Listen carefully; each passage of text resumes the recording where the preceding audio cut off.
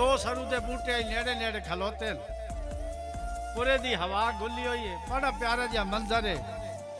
एक झूलता झूलता उसनू वही गल बंधनी पैंदा है, दूआ झूलता झूलता उसनू वही गल बंधनी पैंदा है।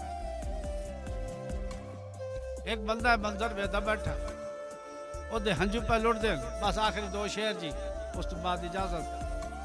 ओदे हंजू पे लुट देन, सरू का बूटा बेली मेल के पिछा हटिया, उसकी नजर उस बंदे ते पई, सरू का बूटा उस पुछदा है अल्लाह का बंदा तैन साडा प्यार पसंद नहीं आया?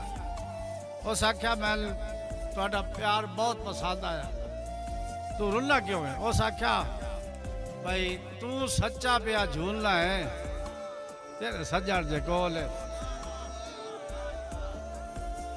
तू सच्चा पिया झूलना है, तेरे सज्जण जे कोल है। लै सरू दिया बूटिया चसा और साढ़े नाल तो लगदिया हद कर छोड़ी, तेन केड़िया खोल के दसा, वादा तेनू वसदा वेख के लुड़ पई है। आ अख चू सधरां दिया तसा, जद अंदर हयात सवाद ना होवे, किवें कमलिया वांगू हसा।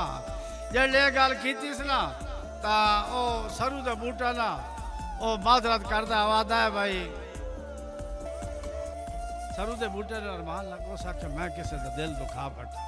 सरू का बूटा उस आता है तू ना घबरी, अल्लाह तेन सज्जन मिले सी, रख दिल च यार तसलियां, मवी निक्का जेडा हामो माली, तू के साल मैं रंबिया झलियां। ते जदा सज्जन हयात गवाडा बसे, बख्ता दिया फुट पईया कलियां, हुण दिहाड़ी पाई पाई वार मिलींदा, नहीं रही अखियां झलियां।